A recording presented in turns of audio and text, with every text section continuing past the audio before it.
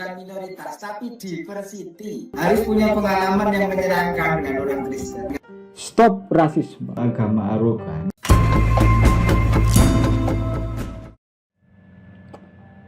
Sudah selesai evolusi belum kau?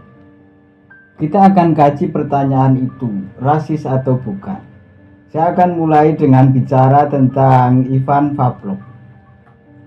Ivan Pavlov, seorang fisiolog Rusia, juga peraih Nobel, pada tahun 1849 melakukan sebuah eksperimen menggunakan anjing.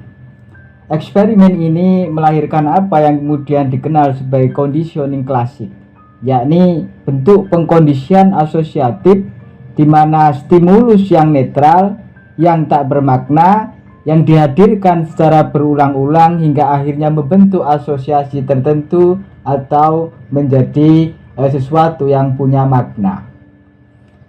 Eksperimen Pavlov adalah kisah tentang anjing, daging, dan lonceng.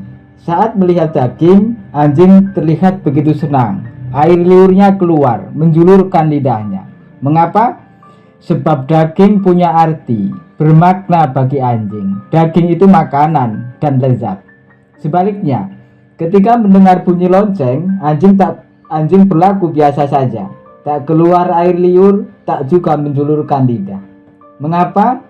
Sebab lonceng memang tak bermakna bagi anjing. Atau dengan kata lain, secara alamiah baik anjing maupun kita tak merespon, tak bereaksi secara bermakna terhadap hal-hal yang tak berhubungan dengan diri kita. Lalu bagaimana caranya agar lonceng yang tak bermakna bagi anjing itu menjadi bermakna dan menimbulkan respon yang sama sebagaimana ketika anjing melihat daging? Pertama-tama yang disajikan Pavlov bukan daging tapi lonceng. Lonceng dibunyikan, jeda beberapa saat baru kemudian keluar daging. Begitu terus menerus secara berulang-ulang. Hasilnya, ketika mendengar bunyi lonceng, anjing pun merespon, menjulurkan lidah dan keluar air liurnya. Itulah hasil dari pengkondisian klasik, di mana lonceng dimaknai, diasosiasikan sebagai makanan, sebagai daging oleh anjing. Nah, pengkondisian klasik ini dapat sedikit memberi gambaran, misalnya tentang jenggot yang diasosiasikan dengan radikal, teroris, atau bahkan bom, karena adanya kejadian atau informasi yang terus saja diulang-ulang. Termasuk evolusi yang dimaknai sebagai kera yang secara bertahap berubah menjadi manusia dan lalu diasosiasikan dengan ras tertentu.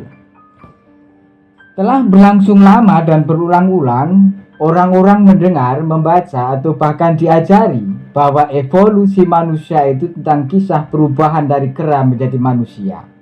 Ada banyak gambar memperlihatkan perubahan dari makhluk serupa kera yang kemudian setahap demi setahap berubah menjadi kian sempurna dan akhirnya menjadi manusia. Nyaris dimanapun, saat mendengar tentang evolusi manusia, pemahamannya ya tidak lain melainkan tentang kera. Pemahaman itu menjadi kian sempurna ketika bagian-bagian tertentu dari fisik kita dengan jahatnya diserupakan, diasosiasikan dengan bagian tertentu dari hewan, entah itu tubuhnya, kulit, gigi, hidung, dan sebagainya. Dan memang di antara sifat alamiah kita itu adalah membandingkan. Hasilnya adalah kecakapan membedakan dan menyamakan dengan hal-hal lain yang kita ketahui sebelumnya. Bukan hanya menyamakan dengan yang tampak seperti kera atau kuda Nil, tapi juga yang astral, semisal genderuwo atau misalnya kuntilanak. Ini tentang asosiasi yang diperkuat dengan sifat alamiah kita, yakni membandingkan suatu hal dengan hal yang lain. Berdasarkan conditioning klasik, pemahaman tentang evolusi dan kecakapan manusia membandingkan, membedakan, dan menyamakan suatu hal dengan hal yang lain, maka ada 5 hal yang membuat banyak orang menilai bahwa pernyataan Abu Janda yang ditujukan pada Natalius Pigai sebagai tindakan rasis. Pertama, Istilah evolusi manusia sudah umum dipahami, diasosiasikan sebagai perubahan dari kera menjadi manusia. Evolusi manusia nyaris selalu dipahami tentang kera, tak lebih luas atau lebih sempit dari itu. Kedua, berdasarkan pemahaman asosiasi bahwa evolusi itu tentang kera yang secara bertahap berubah menjadi manusia, maka pernyataan "sudah selesai evolusi belum kau?" akan dimaknai sebagai pertanyaan tentang proses kera menjadi manusia, atau lebih tepatnya sedang meragukan seorang pigai. Kau ini sudah manusia atau masih dalam tahap kera? Ketiga, pertanyaan "sudah selesai evolusi belum kau?" diajukan pada pigai orang Papua yang berkulit hitam. Ini terkait dengan bagian-bagian tertentu dari fisik kita yang dengan jahatnya sering diserupakan dengan bagian tertentu dari hewan. Entah itu tubuhnya, kulit, gigi, hidung, dan sebagainya. 4. Pertanyaan itu diajukan dalam konteks menghardik dan bukan konteks yang lain.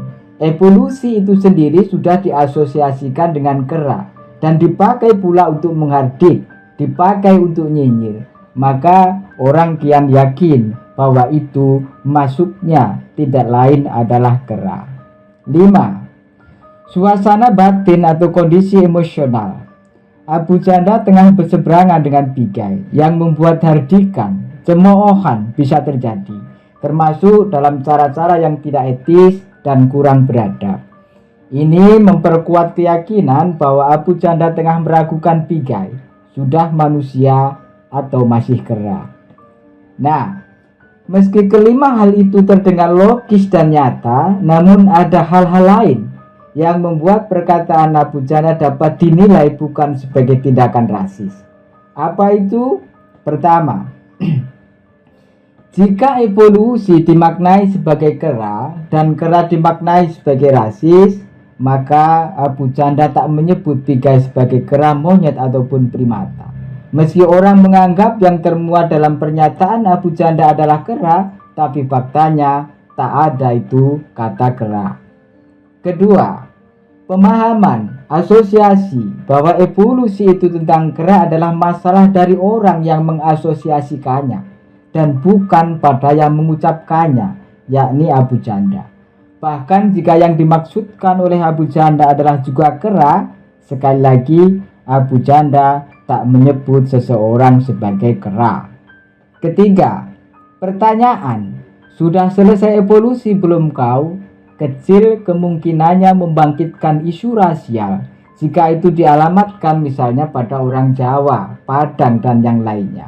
Kesal, marah mungkin sebab asosiasinya adalah kera, tapi kecil kemungkinannya berkembang menjadi isu rasial. Tapi ketika kata itu ditujukan pada pigai yang orang Papua, akan dipersoalkan sebagai rasis. Nah, pertanyaannya adalah mengapa kata evolusi menjadi begitu sensitif untuk pigai yang Papua? Jika pernyataan Abu Janda diperkarakan, apakah nanti bisa diperkarakan sebagai rasis jika seseorang etnis Padang misalnya menyebut saya sebagai kera atau sebagai orang yang belum selesai berevolusi? Jika tidak, dalam arti istilah evolusi dan hal-hal yang diasosiasikan dengan istilah itu dipertahankan, diperkuat sebagai yang sensitif dan terlarang untuk orang Papua, maka itu akan menambah sensitivitas tentang Papua, yang bukan saja akan dapat dengan mudah menyulut isu rasial yang sama di kemudian hari, tapi juga secara psikologis menjauhkan Anda, kita, mereka dengan orang Papua. Prinsipnya, semakin banyak hal sensitif antara dua orang, semakin sulit kemungkinan terciptanya keterikatan psikologis. Papua bagi banyak manusia Indonesia serupa etalase, ada di suatu tempat dan dipandang dari jauh. Isu rasial adalah cara paling efektif untuk kian menjauhkan kita, Anda, mereka dari orang Papua. Keempat, Maka yang diperlukan justru bukan memperkarakan Abu Janda dengan istilah evolusinya, tapi membenahi kerangka mental banyak orang tentang Papua yang membuat bahkan kata evolusi menjadi istilah rasis, termasuk kerangka mental Abu Janda sendiri.